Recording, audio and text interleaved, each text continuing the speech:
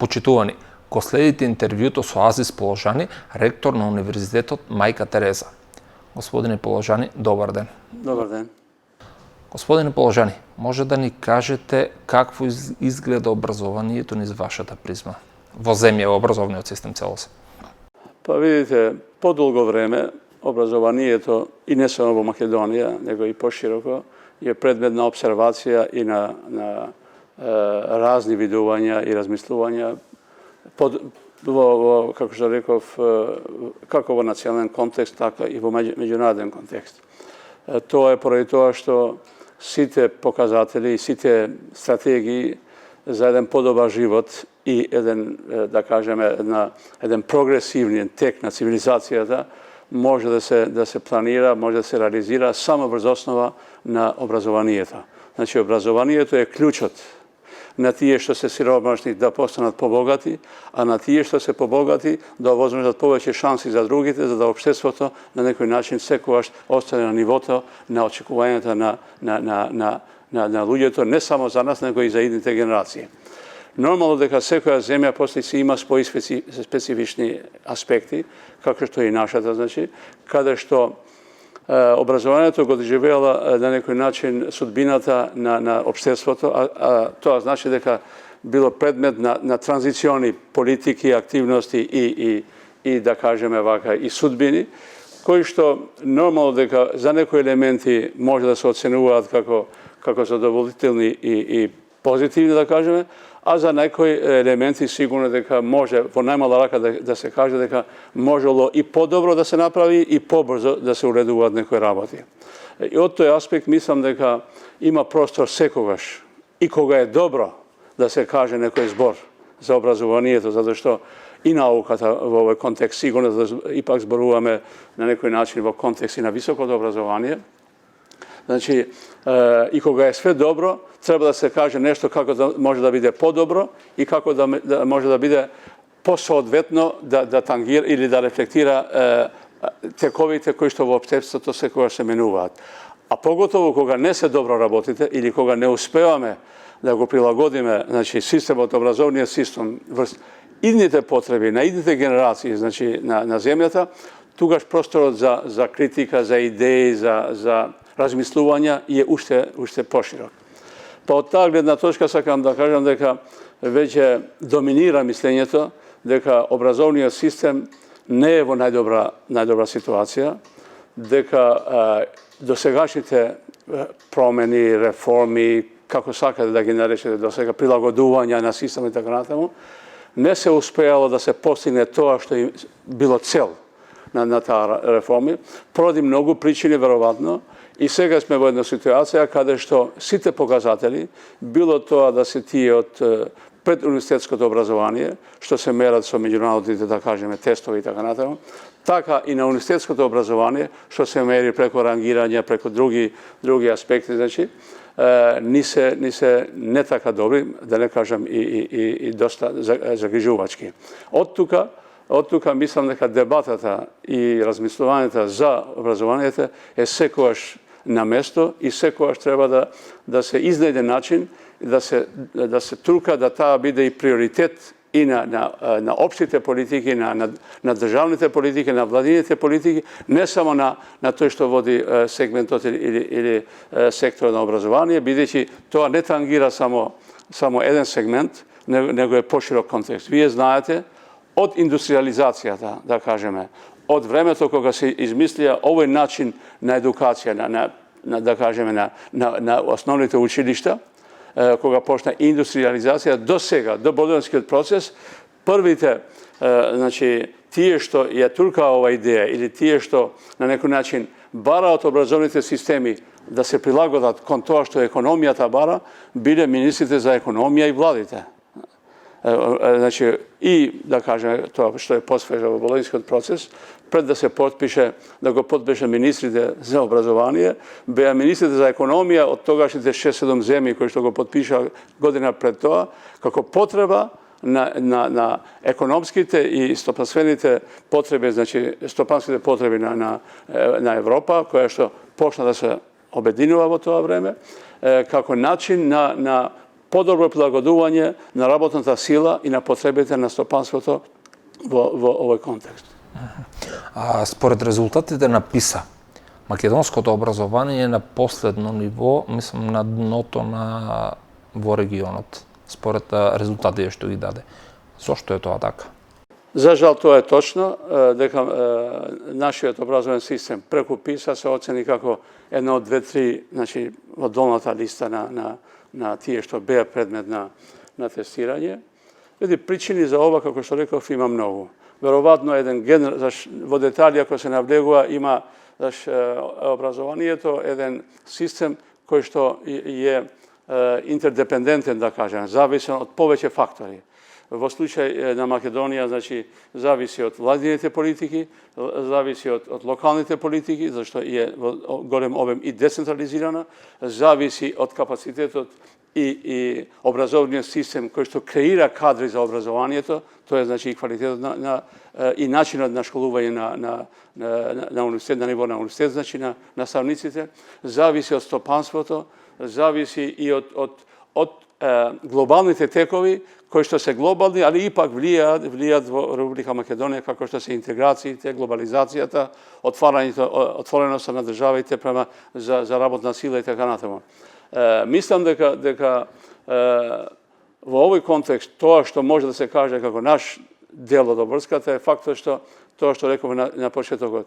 Сите реформи очигледно не успеа да го постигнат таа цел која што им беше предвидена во својот, да кажеме, концепт, значи промени за подобар образовен систем и за поквалитетно образование.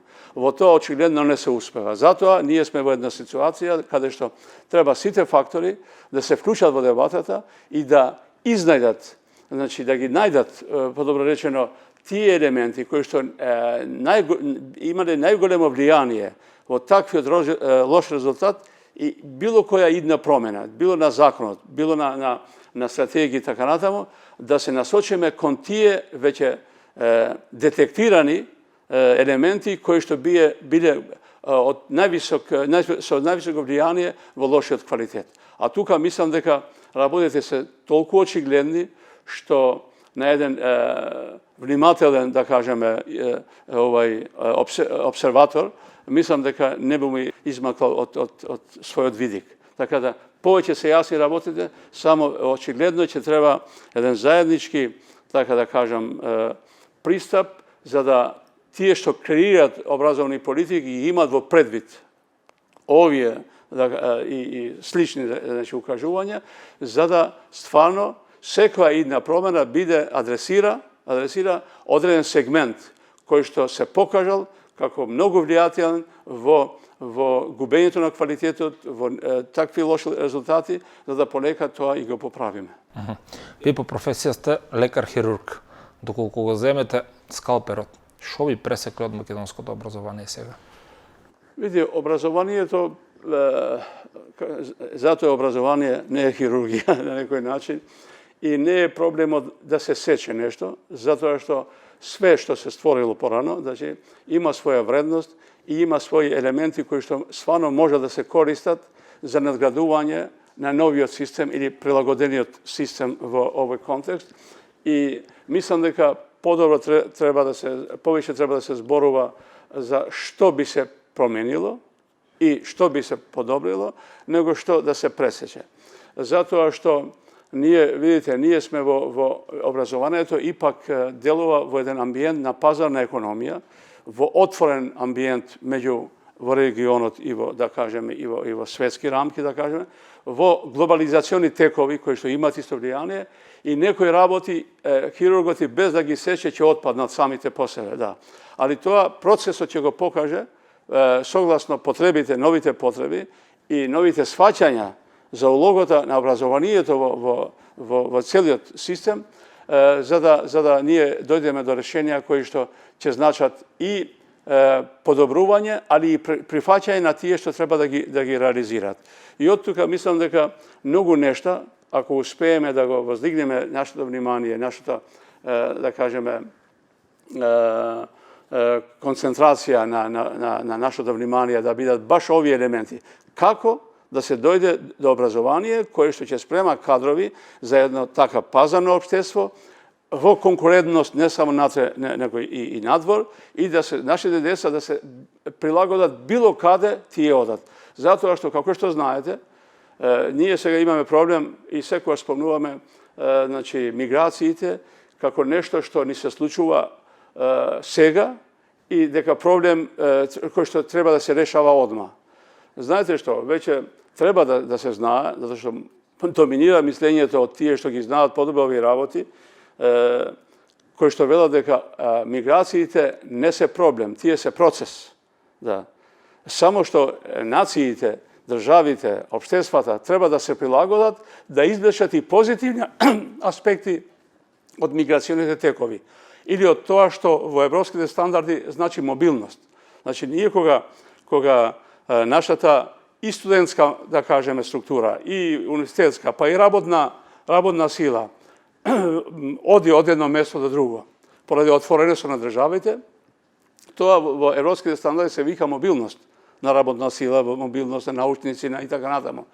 А ние поради историските причини и наследството што ни е во колективната меморија, значи, овие текови ги третираме само како миграторски текови, што во нашите национални судбини се доживеале многу лошо. Значи, намалување на ресурсите, намалување на хуманиот капитал, емотивни аспекти, поделби меѓу луѓето, екзили и така натаму, кои што на некој начин во нашата историја се доживувале со право несоодветно, значи негативно, али традицијата, инерцијата по традиција нас уште тука сме врзани. Мислам дека треба да се промени и менталниот, да кажеме, склоп и пристап кон оваа проблематика и каде што ние од таа миграторска криза треба да направиме шанса. А што тоа? Значи, кога ме прашавте за образование, што треба да направиме за образование? Да направиме таква да нашите деца било каде да одат тие, да се способни, да нивната квалификација биде соодветна, еквивалентна на нивното знаење за идната работа. Али, да ја направиме таква система да и другите доаѓаат кај нас. Значи, мобилност значи да се на некој начин, некој ќе оди, некој ќе дојде нашите, веројатно ќе се вратат не поради патриотски причини, него веројатно поради и интерес на некој начин, каде што човекот кој што се враќа со своји знања и компетенции да инвестира во своја земја, има некоја предност од тој што не било тука, или татко му не било тука. Го знае малце подобро менталитетот, ги знае климатските можности и така натаму, така да и јазикот и културата и така натаму. И од таа гледна точка мислам дека ние да правиме систем кој што не само ќе го намали, значи таа миграција од економски базични потреби, значи за леп, бегање за леп, што велиме, него да овозможи и да биде атрактивен и за другите да дојдат тука. А мултикултурата, промената, значи диверсификацијата со разни етикуми, со други култури, тоа е судбината на Европа. Ако ние бараме да бидеме дел од Европа, веројатно ќе бидеме дел од една таков колорит, кој што и во Македонија ќе надвладат повеќе и култури, и не само тие традиционалните што ги имаме. Така да, од тој контекст мислам дека има многу да се работи, али треба да се работи и во објаснувањето на феномените со овој јазик, значи, со тој кој што на некој начин и Европа се гради, нас можда некои работи не ни годат, али Европа тоа го има можда поминато пред 100 години. Да. Ние касниме како Балкан во сите процеси, али затоа сме на некој начин принудени да некои феномени кои што имаат јака емотивна, да кажеме, или патетичка подлога, ипак да ги пребродиме на еден интелектуален начин и согласно и да кажеме стандардите кон таа група, таа фамилија каде што сме спремиле, за да и како мали народи ги на некој начин преживееме овие модерни текови кои што мислам дека се неминовни и не може да се спречат од такви, да кажеме, нити од држави, нити од народи кои што имат овој капацитет што ние го имаме. Али ние мора да имаме капацитет и треба да знаеме да нашите деца ги спремаме за оваа иднина. ги справяме подобро, ги справяме и да имат повеќе компетенции. Кај нас на некој начин се мешат некои работи, ние кога велиме компетенции мислиме само да имаат некои вештини, да. Значи компетенцијата е малце нити е само вештина, нити е само знаење. Та е знаење, вештина, да, али и вредности.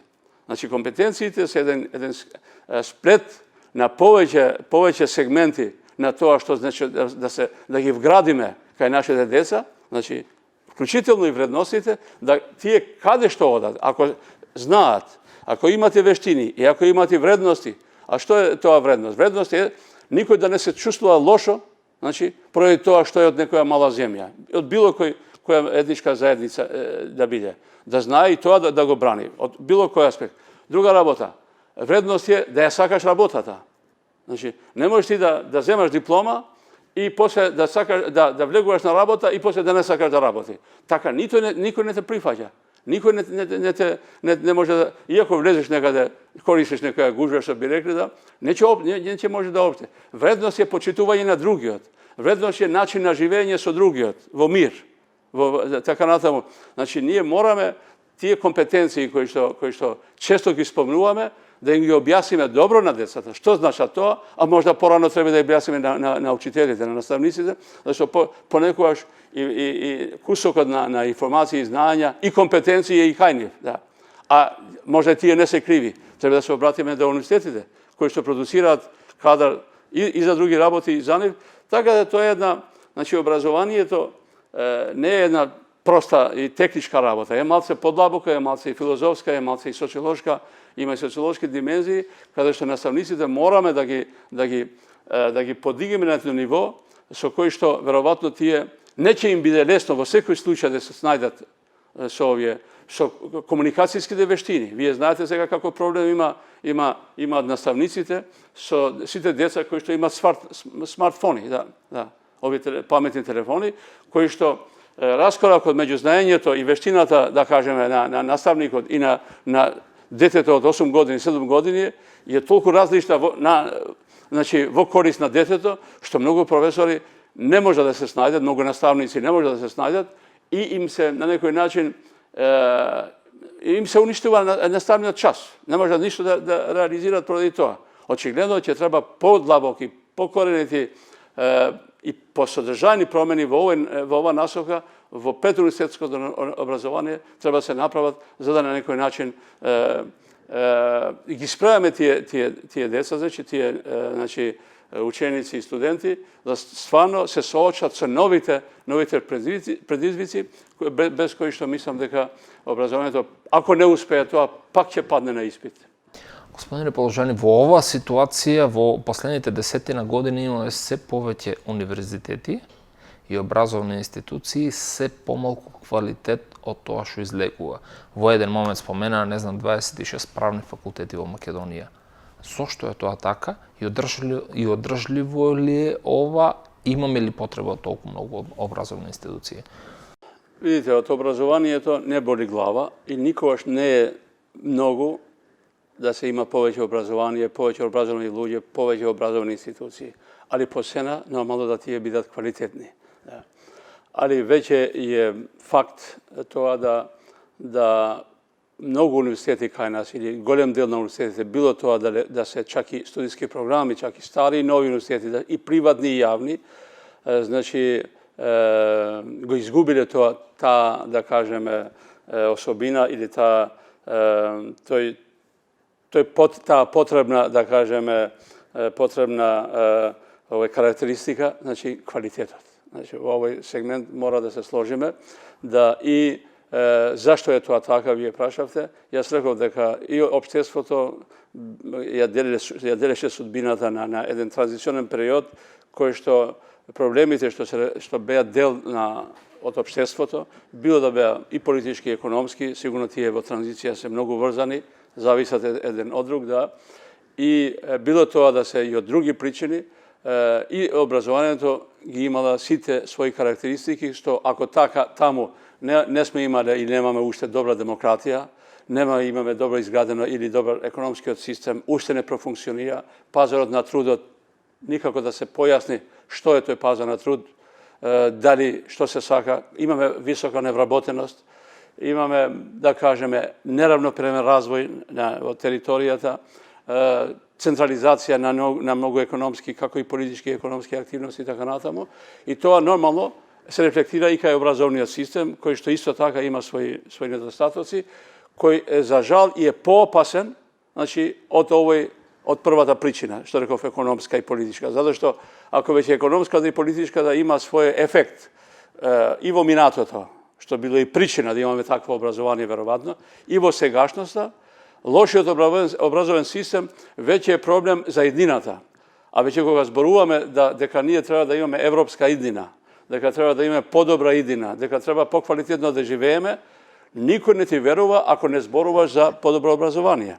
Значи, ефектот на лошо образование или неквалитетно образование веќе го ризикува иднината, не само сегашноста. Па од тука мислам дека било која да била причината, иако се знаат причините, поради која што е дојдена во оваа ситуација, значи да имаме многу универзитети без соодветен квалитет на дипломите, кои што не содржуваат значи компетенциите кои што треба да му се упишат на таа диплома на некој начин, мислам дека е крајно време да државата преку своите инструменти и парламентот како законодавен дом да ги срочи некои политики во функција на и поквалитетно образование и на образовни да кажеме продукти кои што и се потребни како јавен интерес и на општеството, али и пошироко на регионот и пошироко. Затоа што, како што реков,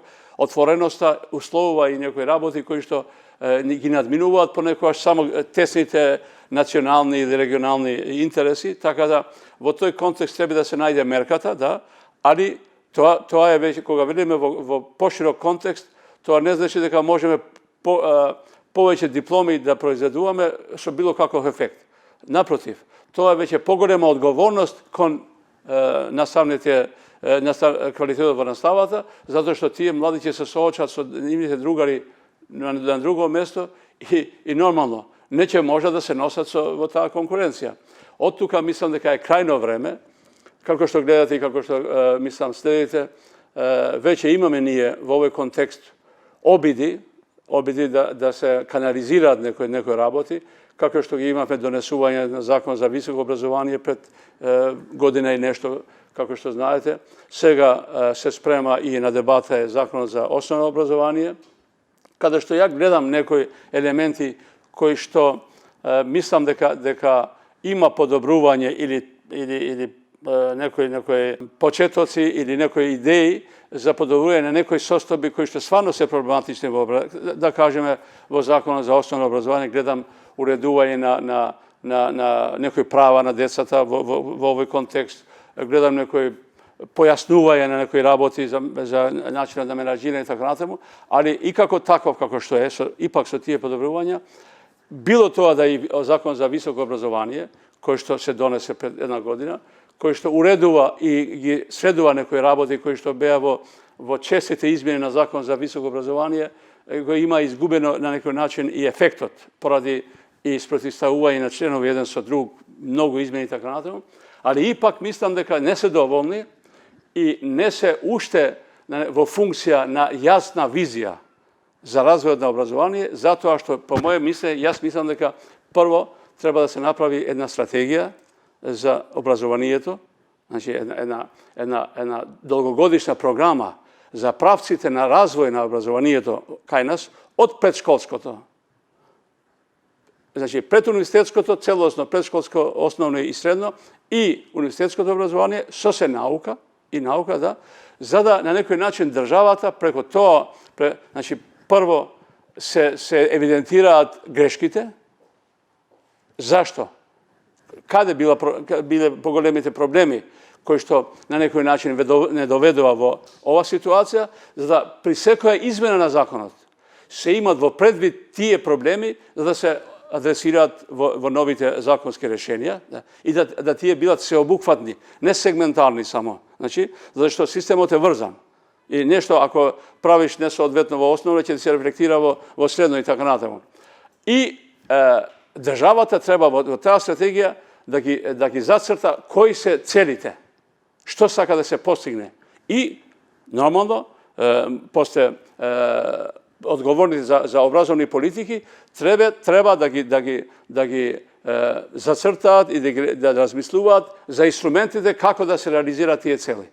Tije objectives, kako tije, znači, koji se glavni celi. Znači, treba da bude kvalitetno obrazovanje, treba da bude orijentirano prema pazaru na trudu, treba da bude konkurentno, kompatibilno sa evropskim standardima, treba da bude, znači, sve što je javan interes na ova država i za da sve koja izmjena vo zakonot na neki način vleče odredeni pravci na politiki od strategijata i gi implementira, gi normatizira, gi normira sa zakoni, za da na neki način sve bide vo funkcija na jedna takva ramka koja što mislim da treba da se odi vo parlamentot i da se napravi obit, da to bide široko prihvatena i od strana na vlasti i od strana opozicijata, zato što obrazovanje to ne je partijska rabota.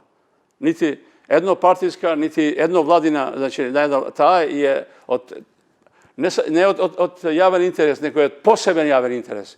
Kada što normalno treba da se uključat svi te komponenti i posle tije koga će gi ima i zacrta tuka što treba detaljite se ureduvat posle normalno su zakoni i su podzakonski akti koji što treba da se donesi od strana to što vodi obrazovni politiki, ali preko sistema na strategija vo parlamentu će se vključati i drugi činitelji, kako što je javno to mnenje, kako što se univerzitete, kako što se drugi segmenti i će možemo da napravimo pojasna vizija i pojasan pat na kon kade stremime i kade odime. Zato što vaka segmentarno, znači ureduvanje na odredeni segmenti jedno po jedno, se plašam da će dojdemo do situacija kada što će biti teška za implementacija, znači neće može tesno da se implementira, će zema bilo kako da go donesiš, opozicija može da ima pričina da sekovaš nešto i poradi politički pričini, što i to je uloga na opozicijata, ali ponekovaš i nepotrebno da oponira, zato što će se gledati to kako samo projekt na jedna strana, ako ga već je strategijata ili programskata dolgoročna orijentacija se proglasila na parlamentu, kada što i tije će biti vključeni, togaš i zakonite na neki način zema poširok legitimitet samo poradi ta pričina, bez razlika da li će se glasati kako zakon ili ne.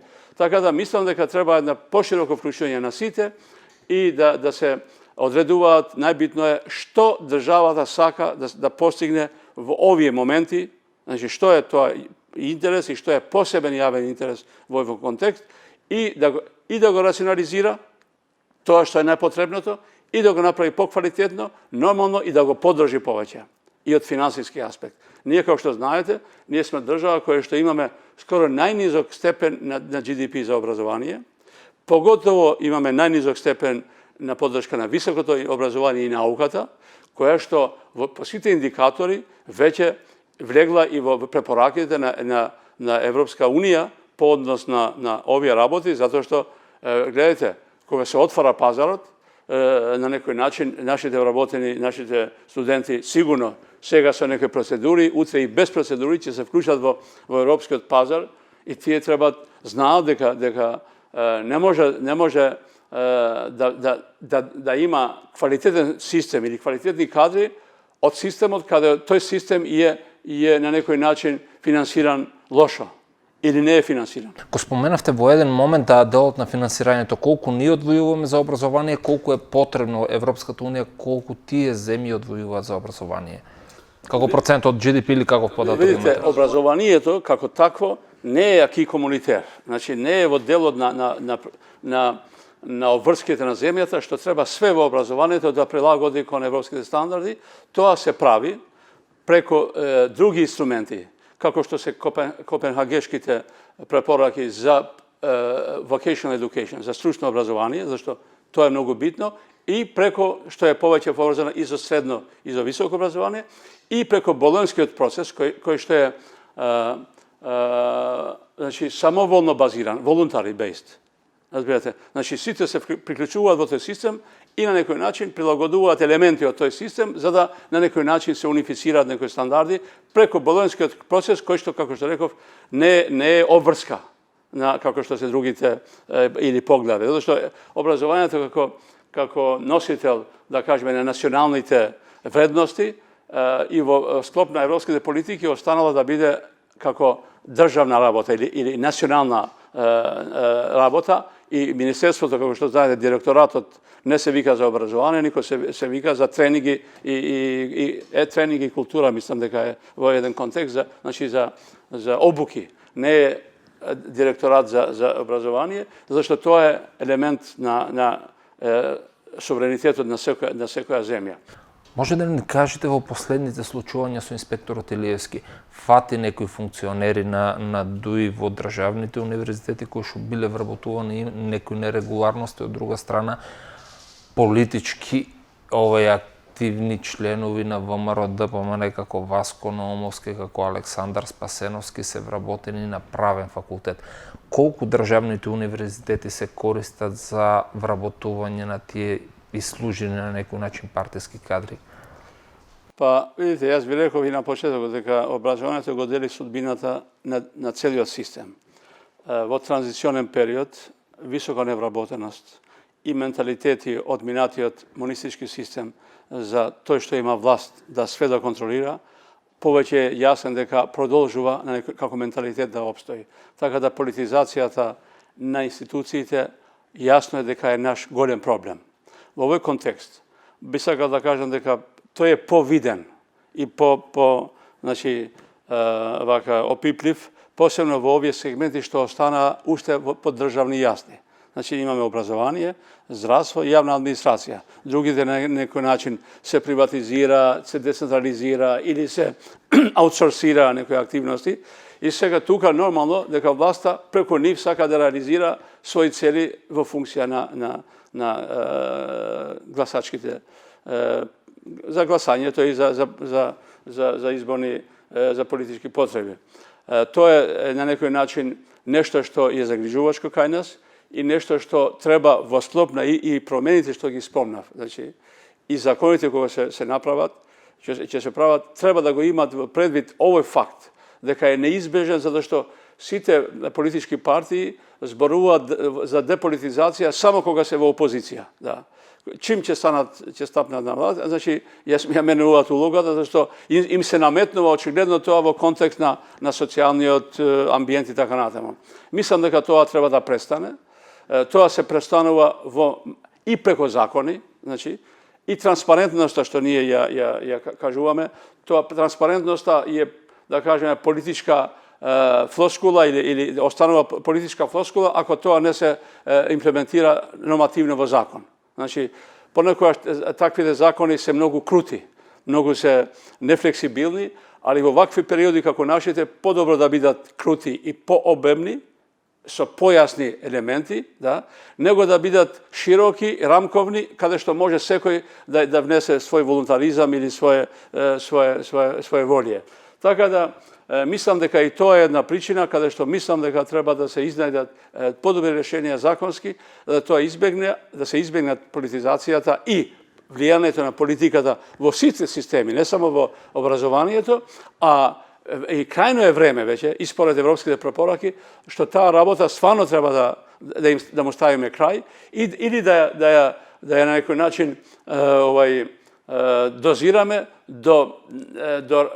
би рекло сега, до разбирливи, очекувани димензии во нашиот социокултурен контекст. Значи, целосна елиминација не е можна и во другите системи, али да ја редуцираме барем во тоа што, значи, етичко прифатлива норма која што не го кочи прогресот, зашто и непотизмот, и корупцијата, и политизацијата се штетни на крајот на денот поради тоа што ги кочат демократското градење на општеството, кое што е главна цел и кое што е подлога на све тоа што ние надградуваме. Од тој аспект мислам дека е крајно време да со тие практики i primjeri što rekote vi treba da se završi, a konkretni slučaji verovatno će se izjasniti organite koji što se nadležni za to работа, za секоја проблематика што јавноста е заинтересирана. Во еден момент го споменавме финансирањето на високото образование. Високото образование оди рака под рака со науката. Какво е финансирањето на науката кај нас? Видите, јас реков дека универзитетот подразбира, значи болонскиот процес го постави универзитетот како центар, највисок орган каде што значи се реализира студирањето и науката. Порано ние науката ја делевме кај институти и така натаму. Сега тоа универзитет без наука нема.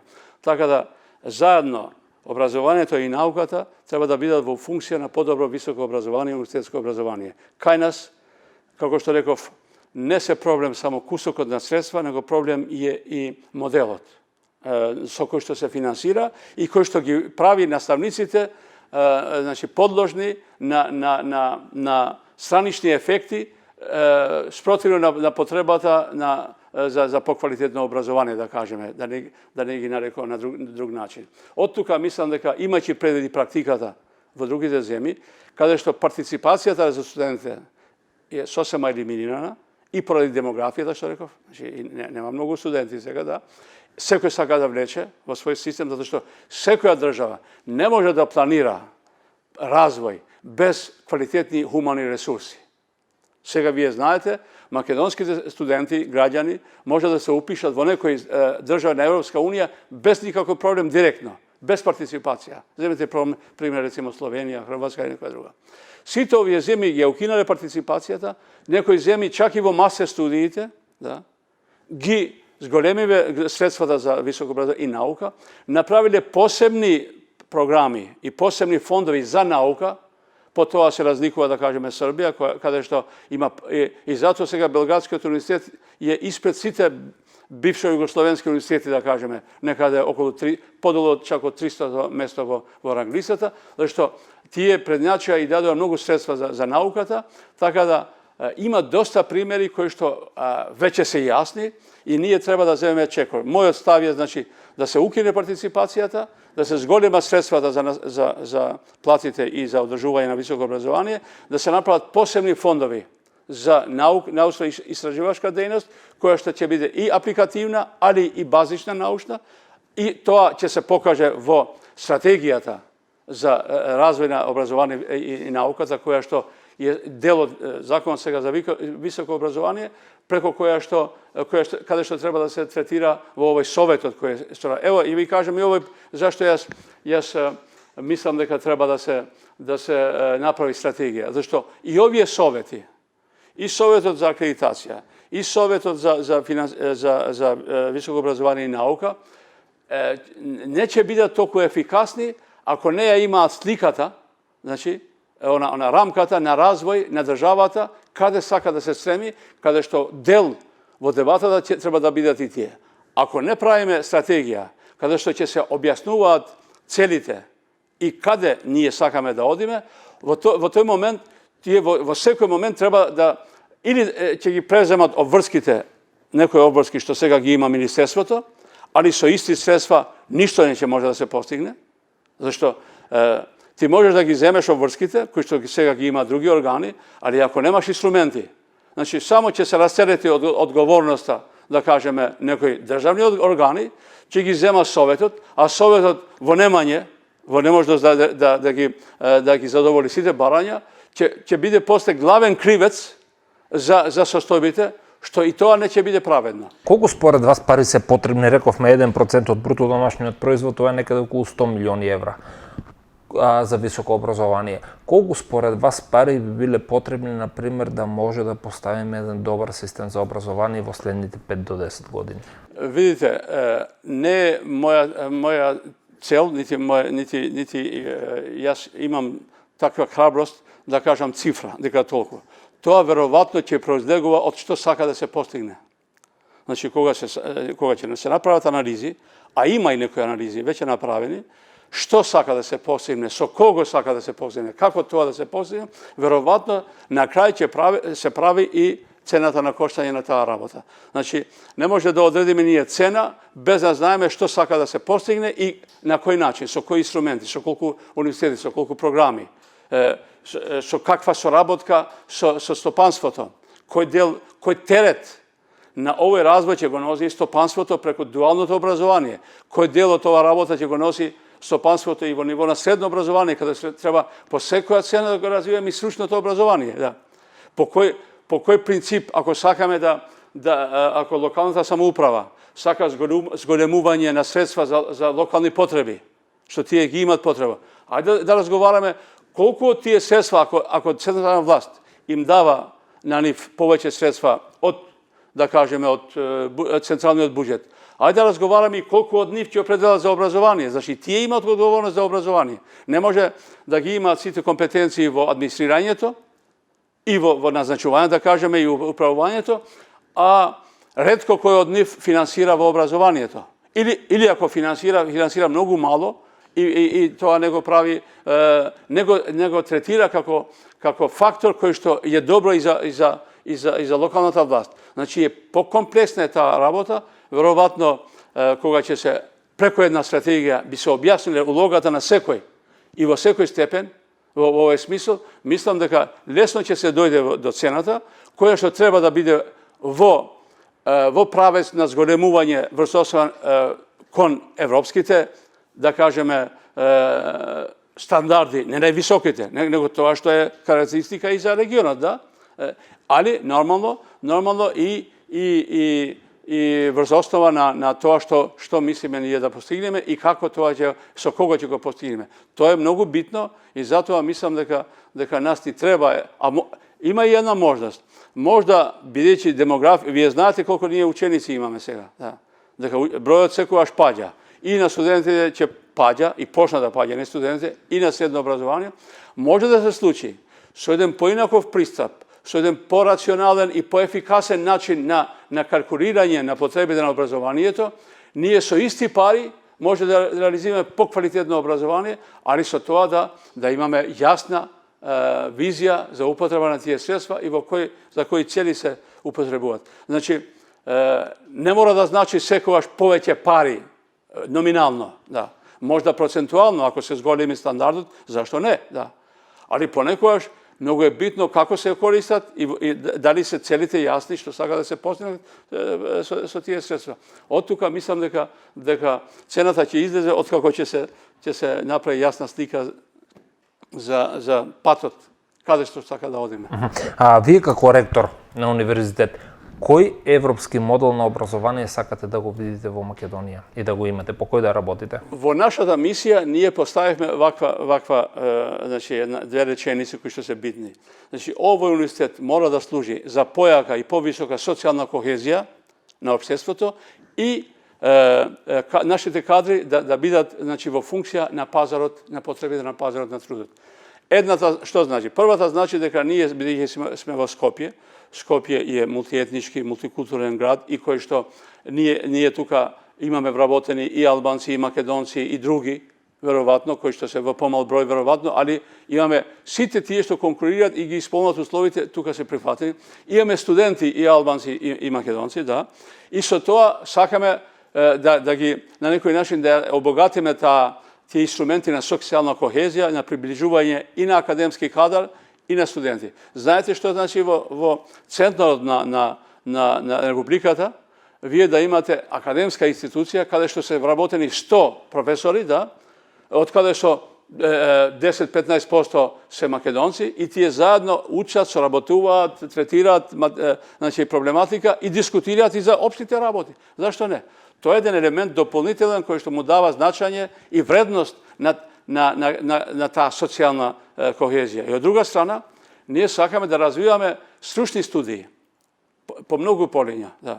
За сега имаме 3 до сега многу успешни, значи текстилот, значи моделарството, значи дизајнот на текстилот, имаме во агроинженерија, имаме во IT, значи имаме 3-годишни стручни студии, бидејќи во законот не се третира, за мене, не се дава доволно внимание на ова компонента стручни студии, која што е една од главните препораки во сегментот на образование на Европска Унија, зашто, како што реков, тие не се мешаат многу во детали какви програмите ќе прават. Тие сакаат, поради невработеноста, поради потребата од економски развој, поради потребата на прилагодување на регионалниот пазар, да тоа што излегува од университетот да биде поблиско до потребите на пазарот на трудот. И тоа го правиме.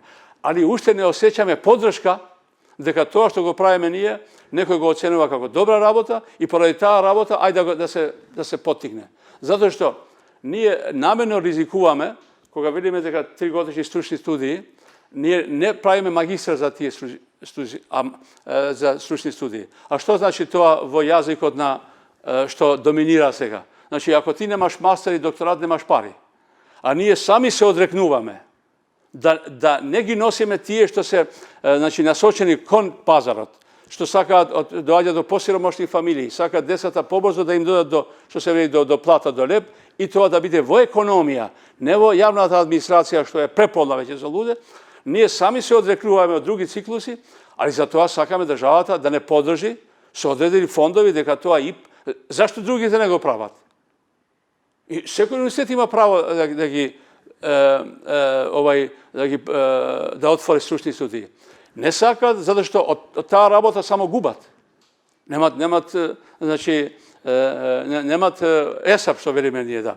А ние тоа го правиме затоа што сакаме, видите, не сакаме ние да биде како другите. Ние идејата ни беше ајде да биде што можеме да биде малце поразлични од другите. Затоа што многу е тешко да ние не сме дојде да конкурираме на Скопскиот университет, на Тетовскиот университет, на Битолскиот, на другите университети. Ние тука и ги следиме анализите. Никој университет нема помало студенти поради што е отворен овој университет. Зашто? Зашто ние со овој университет, тоа што рековме социјална кохезија, извлековме од населението луѓе кои што во некој поради социјални прилики не би студирале и онака. Ние имаме 700 студенти годишно, али никој друг не осеќа дека кој знае што им паднал има некој огромен пад, зашто велам, ние ги извлековме тие студенти што не ќе одеа. И со тоа ние, а поголемиот дел на овие студенти, да знаете, ние и направиме анкета, се прва генерација што одат на университет. Знаете што значи тоа за општиот хуман капитал во општеството и за социјалната мобилност. Значи, преко високо образование, фамилиите кои што досега биле во занаетчиски кругови, во нископлатени професии, преко образование ти ги мобилизираш во една друг ниво, тоа што значи социјална мобилност, и со тоа придонесуваш општеството да биде побогато и подобро, да. Али имаме секојдневно барање за ослободување од партиципација, разбирате, затоа што тие се слоеви кои што стварно и немаат можност и да платат и 100 евра и 200 евра партиципација. Да, немаат возможност. И сега што бара државата? Дали сакаме ние да ги мобилизираме тие луѓе, да бидат во повисоко ниво, или сакаме со пари да им каже не, ти немаш, седи ти таму, јас ќе терам со овие што имаат. Не може тоа така, да. А и цел на државата и на владата треба да биде олеснување.